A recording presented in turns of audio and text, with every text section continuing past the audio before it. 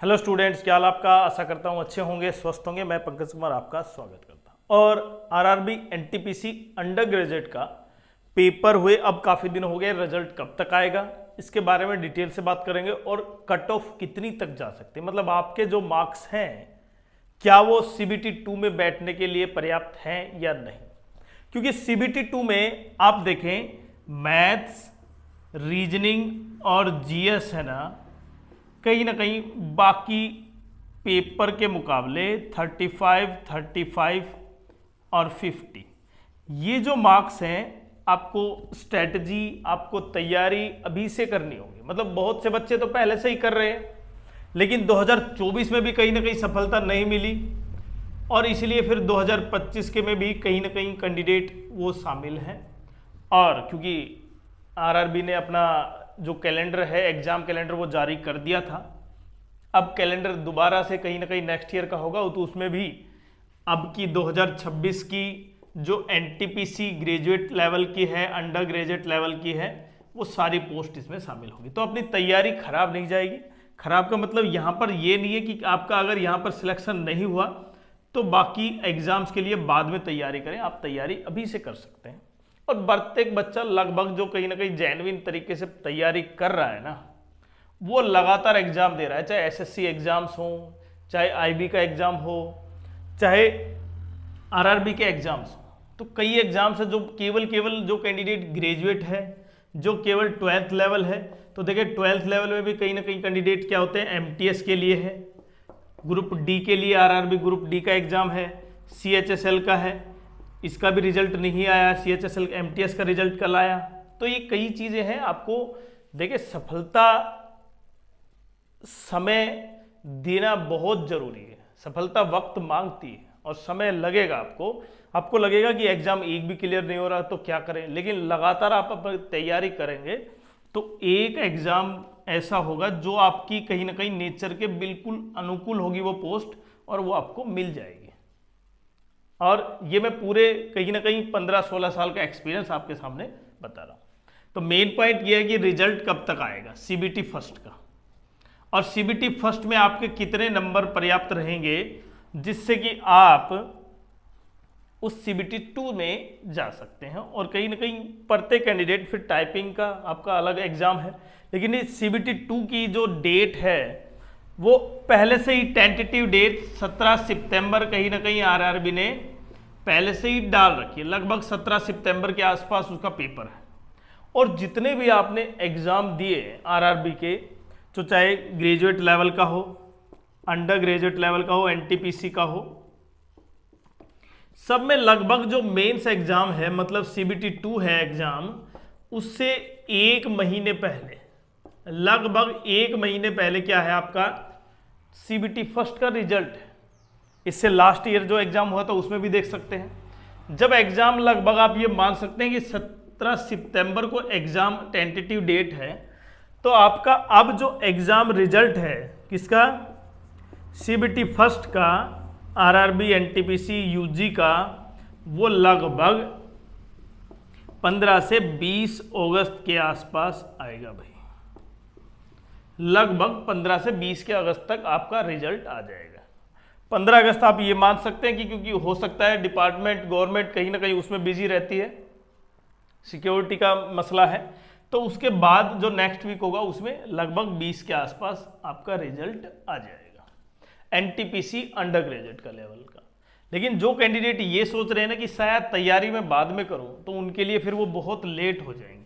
क्योंकि जो लाइन पर कैंडिडेट है ना, अब लाइन से ऊपर जाएंगे नीचे जाएंगे नॉर्मलाइजेशन के बेसिस पर। देखिए नॉर्मलाइज भी काम करेगा ना, नॉर्मलाइजेशन किसी के मार्क्स बढ़ेंगे, किसी के नहीं बढ़े, किसी के बिल्कुल ही इतने जंप कर जाएंगे जो उसने सोचा नहीं था, जो कट ऑफ पार कर जाएंगे।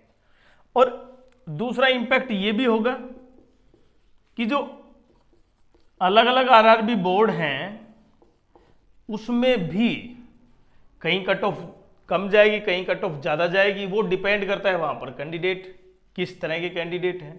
तो ये एक बहुत ज़्यादा इम्पैक्ट होगा कि किसी कैंडिडेट का दूसरे जोन में सिलेक्शन नहीं होता, अगर वो दूसरा जोन फिल कर देता तो वहाँ पर उसका सिलेक्शन हो जाता। तो ये लक काम करेगा वहाँ पर भी, क्योंकि आप वहाँ पर कुछ नहीं कर सकते। लेकिन लगभग कट ऑफ का देखते हुए लगभग आपके मार्क्स कितने होने चाहिए, पहले तो ये। अब क्योंकि आंसर की आने के बाद प्रत्येक कैंडिडेट ने अपना देख लिया था जितना कि मेरे हो सकते हैं, मेरे इतने सही हैं, क्या मैं कट ऑफ में बैठ पाऊंगा, क्या मैं पेपर में बैठ पाऊंगा, CBT 2 दे पाऊंगा या नहीं दे पाऊँ। और CBT 2 में GS बहुत इंपॉर्टेंट है। हालांकि हम GS के लिए लगातार क्लासेस लेके आ रहे हैं, स्टार्ट कर रहे हैं आपके लिए UPSC SSC रेलवे के लिए, और पूरी डेप्थ में पढ़ रहे हैं। करंट्स के लिए अलग से क्लासेस होंगी, लेकिन आपके लिए बहुत इंपॉर्टेंट होगी ये क्लासेस।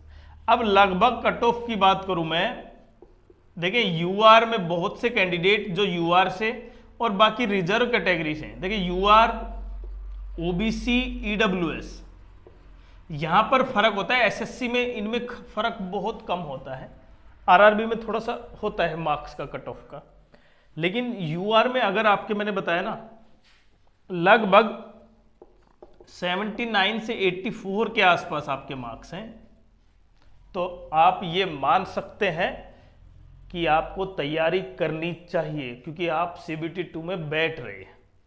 और नॉर्मलाइजेशन देखें, हार्ड लेवल और बिल्कुल इजी लेवल और मॉडरेट लेवल, इनके बेसिस पर भी नॉर्मलाइजेशन मिलेगा।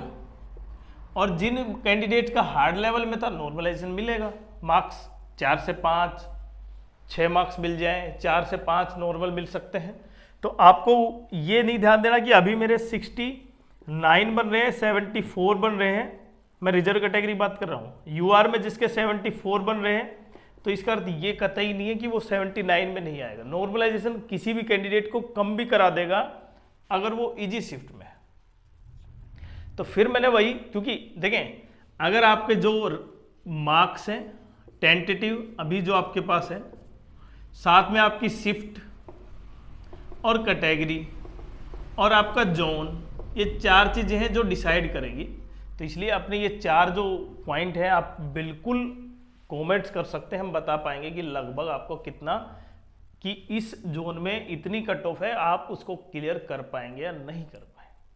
और ये ऐसा नहीं है कि क्योंकि हमने 2024 का जो कैंडिडेट का UG और ग्रेजुएट लेवल का जो बताया, उसमें कहीं ना कहीं फाइनल कैंडिडेट सिलेक्ट हुए हैं फाइनल तक, और जबकि जब लग नहीं रहा था, क्योंकि उन्होंने वहां पर आस छोड़ दी थी, उन्हें लगता था कि कहीं ना कहीं हमारे जो मार्क्स है वो काफ़ी कम है, जबकि कट ऑफ इससे बहुत ज़्यादा जाएगी। तो UR में अगर आपके मार्क्स मैंने बताया ना 79 से 84 के आसपास है, और OBC में 76 से 81 के आसपास है OBC कैटेगरी में, तो आप बिल्कुल क्लियर कर रहे हैं। EWS में 74 से, EWS कैंडिडेट 74 से 80 के आसपास हैं, तो आप बिल्कुल क्लियर कर पा रहे हैं। मैं EWS की बात कर रहा हूँ, देखें UR में EWS में डिफरेंस आ गया यहाँ पर, और ये मायने रखेगा आपका जोन किस टाइप के कैंडिडेट वहाँ पर हैं। साथ साथ SC 69 से 72 के बीच, SC का कैंडिडेट 69 से 72 के बीच, और ST कैंडिडेट लगभग 66 से 70 के बीच। तो ये जो कट ऑफ है जो मैंने पहले भी बताया था, वो कट ऑफ आपको CBT 2 में लेके जाएगी। तो आपका जो भी मार्क्स है बिल्कुल कमेंट्स करें। रिजल्ट हमने बता दिया, लगभग 15 से 20 अगस्त के आसपास आपका रिजल्ट आएगा।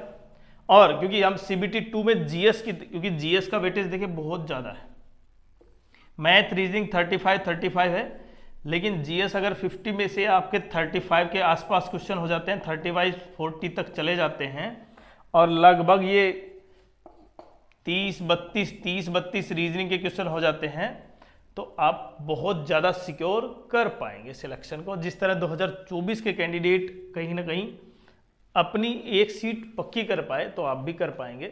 लेकिन तैयारी आपको अभी से करनी होगी। और क्या स्कोर आपका, क्या जोन है, क्या कैटेगरी है, जरूर कमेंट्स करें। और वीडियो कैसा लगा, बिल्कुल वीडियो को लास्ट तक देखा आपने तो शेयर भी करें।